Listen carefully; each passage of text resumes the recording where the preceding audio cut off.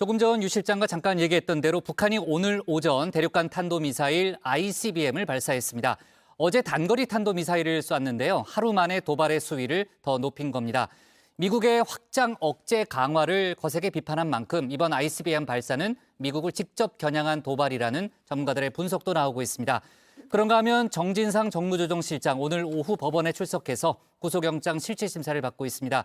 속보가 아마 오늘 정치부회의 중간에 나올 것 같은데요. 속보를 반영해 가면서 회의를 진행하겠습니다. 처음으로 기자들 앞에서 본인 입장도 밝혔는데 관련 소식을 유한울 체커가 정리했습니다. 네, 5시 하면 다정해 정의원들의 뉴스 큐레이터 울체커입니다. 금요일의 뉴스픽 5 바로 시작하겠습니다. 네, 오늘 준비한 소식은요. 보름 만에 분수령, 위기 관리, 입석 중단, 모든 것엔 때가입니다.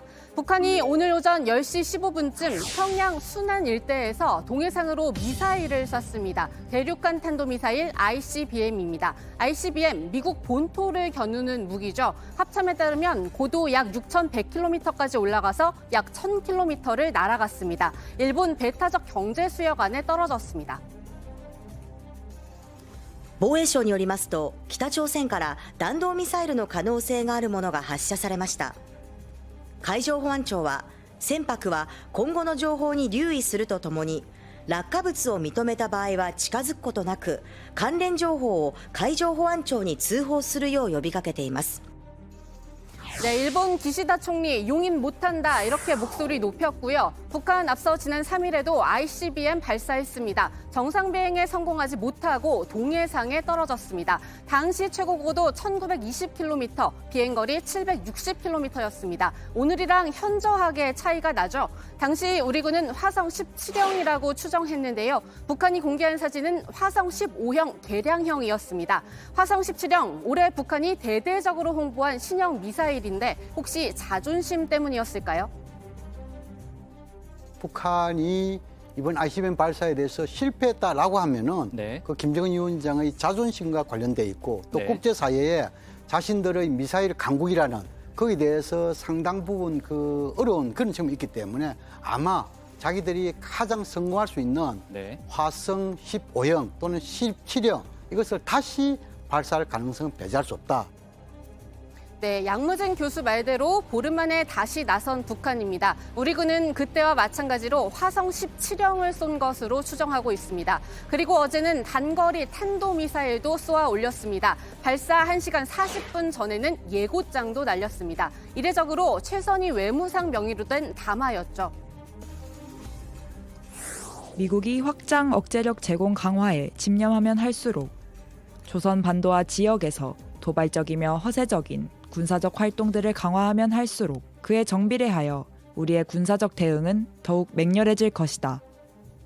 네, 미국의 확장 억제력 제공 강화, 그 차원에서 한미 국방부는 오늘 마침 미사일 대응 정책 협의체를 갖고 있었습니다. 그런 중에 북한 도발이 이어진 겁니다. 대통령실 국가안보실은 국가안전보장회의 긴급회의를 열었습니다. 윤 대통령은 스페인과의 정상회담 마치고 참석했는데요. 북한의 확장 억제 지적에 확장 억제로 맞받았습니다. 한미 간 합의한 대북 확장 억제 실행력 강화 방안을 적극 이행할 것과 한미일 안보 협력 강화해 나갈 것을 지시했습니다. 또 확장 억제로 맞받는 건 미국도 마찬가지입니다. 미국 공군의 전략 폭격기 B-1B 랜서는 계속 괌에 배치돼 있습니다. 우리나라에서 이 2시간이면 올 수 있는 거리입니다. 미국은 여기서 한 발 더 나아가서 이 랜서 2대를 미국 미사와 미군 기지까지 전진 배치시켰습니다. 20분이면 평양 상공에 도착할 수 있는 거리인데요. 여기서 신속 급유 훈련을 진행한 겁니다. 오늘 북한의 도발 소식에도 백악관 한미일 안보에 필요한 모든 조치하겠다고 했습니다. It continues to be destabilizing that they launch these ballistic missiles, and if they continue to do that, it just further destabilizes the region. Our commitment remains strong to the Republic of Korea and Japan. We are always going to stand up for our allies and partners around the world, and particularly in the region.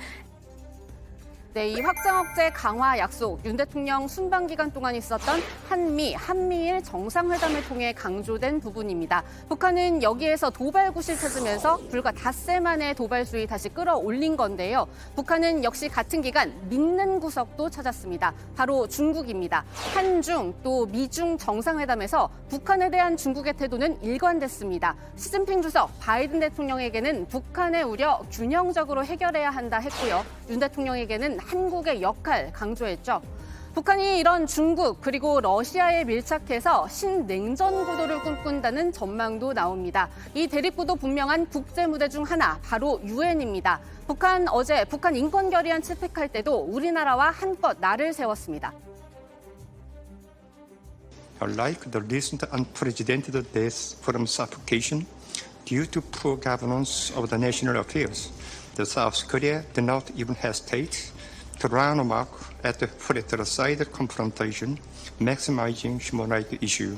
The absurd remarks by the DPRK today over the recent tragedy in the Republic of Korea represent its stark disregard for human rights. The DPRK continued its missile provocations even while the international community was offering condolences to the victims of the tragedy.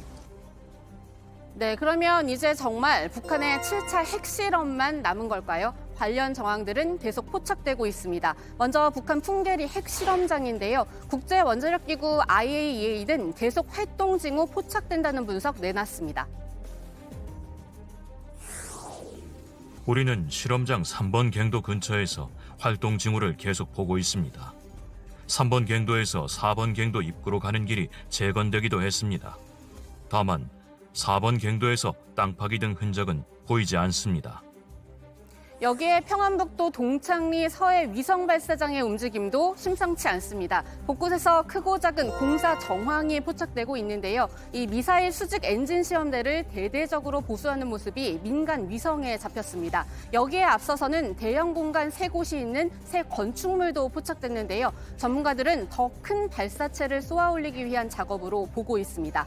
여기에 맞물려 북한 핵실험판이 커졌다는 분석도 일각에서는 나옵니다. 확장 억제 강화에 세운 한미일 공조, 중국까지 판에 끌어들였다는 얘기입니다. 중국을 등에 업은 북한이라고 해도 이 판에서까지 중국말을 들을지도 미지수입니다.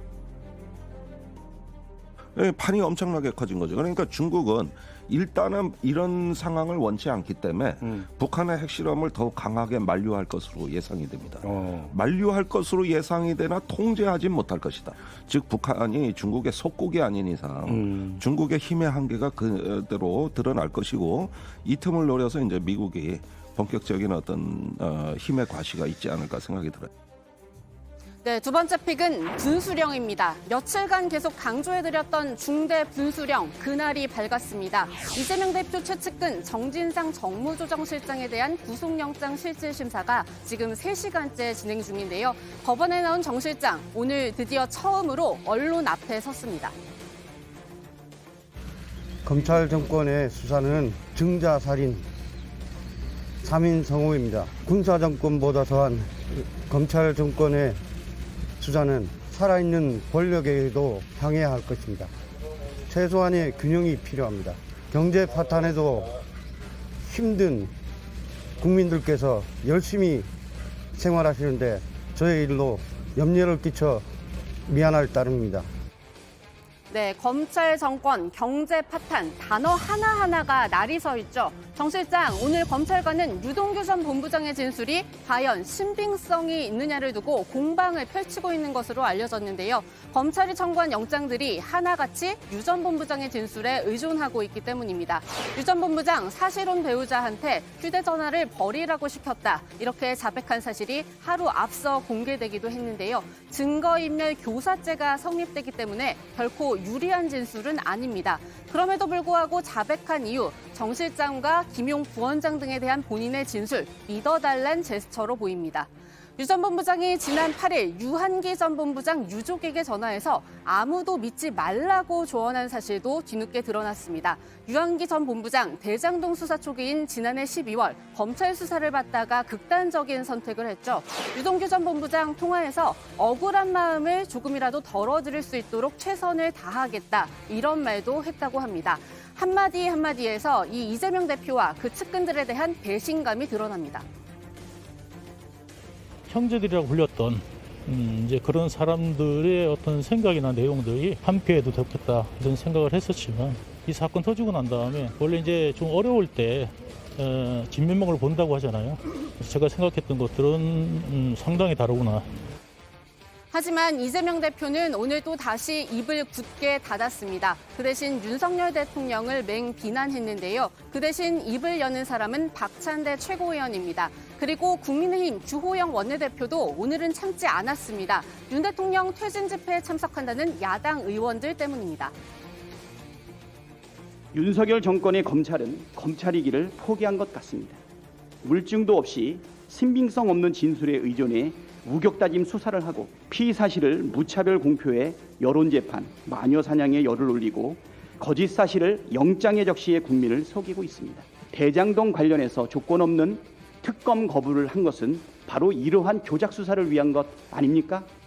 5년 만에 민주당이 대선에서 패배하고 정권 교체가 된데 이들의 기여가 적지 않다고 생각을 합니다. 이들이 할 일은 이재명 퇴진 운동이 먼저라고 생각합니다. 온갖 문제를 가지고 있는 자신의 당, 사법 리스크를 안고 있는 자신의 당대표부터 퇴진 운동을 먼저 해주기를 당부합니다.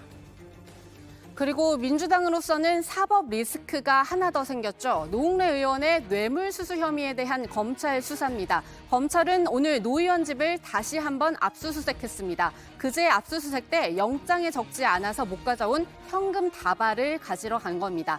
3억 원가량을 확보한 걸로 전해지는데요. 이 중 일부는 특정 회사 이름이 적힌 봉투 안에 들어있었다고 합니다. 노 의원은 부의금과 출판기념회 모금액 등을 보관하고 있었던 것이라면서 결백하다고 주장했습니다.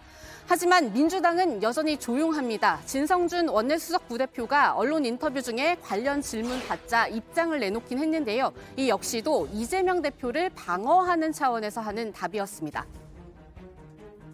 노웅래 의원의 입장을 신뢰하고 당신의 결백이 명명백백하게 밝혀지기를 기대합니다. 민주당에 대한 타격을 주기 위해서 이재명 대표에 대해서도 무리하게 수사를 하고 있는데 그것만으로 안 될 것 같으니 노웅래 의원을 비롯해서 우리 당의 많은 의원들을 수사선상에 올려놓고 계속해서 흠집을 내고 있는 것이다.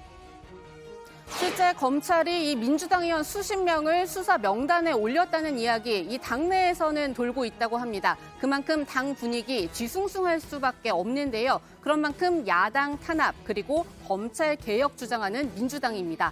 한동훈 법무장관 여기에 대해 입장을 내놨습니다. 검찰 개혁이 제대로 되지 않아서 자기가 조작된 수사를 받고 있다. 이런 말씀을 하셨고 민주당의 대변인도 조작 수사다. 라는 취지의 말씀을 하는 것을 제가 봤습니다. 그런데 정치인이 업자로부터 뒷돈 받은 범죄를 수사하는 것을 막는 것이 검찰 개혁이다.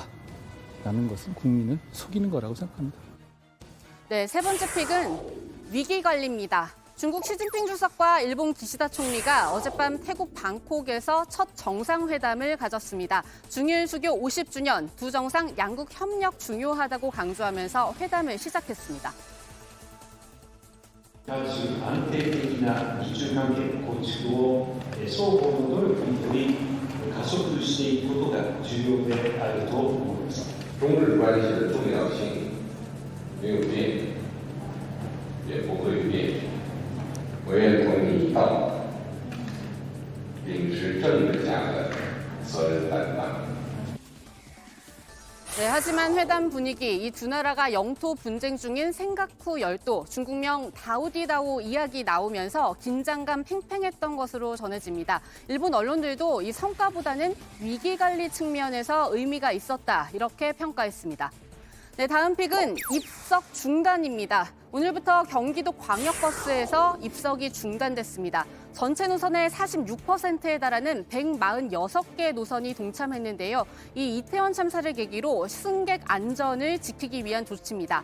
한 버스에 탈 수 있는 인원이 적어지면서 아침 출근길에 불편을 겪은 도민도 일부 발생했는데요. 김동연 경기지사는 차량 추가 투입 신속하게 해나가겠다고 입장을 밝혔습니다. 네, 오늘의 마지막 픽은 모든 것엔 때가입니다. 낸시 펠로시 미국 하원의장 20년 만에 민주당 지도부 자리를 내려놨습니다. 오늘 이 내용 발표하는 자리에서는 의원들의 기립박수 멈추지 않았습니다. The House will be in order. For everything, there is a season. Great confidence in our caucus. I will not seek re-election to Democratic leadership in the next Congress. 네, 펠로시 의장 미국 의회에서 일본군 위안부 결의안 만장일치로 통과되는 데 기여했죠. 연두교섭 때 트럼프 전 대통령 바로 뒤에서 연설문을 찢어버린 장면으로도 유명합니다. 이번 결정 중간선거에서 하원을 공화당에 내어준 데다가 선거 직전에 남편이 괴한에게 공격당했기 때문으로 보이는데요. 바이든 대통령은 의회 폭동으로부터 민주주의를 지킨 수호자라고 성명을 냈습니다. 네, 오늘의 뉴스픽은 여기까지입니다. 정혜원님들 감기, 독감, 코로나 모두 조심하시고요. 다음 주에 건강한 모습으로 뵙겠습니다. 뉴스픽 5였습니다.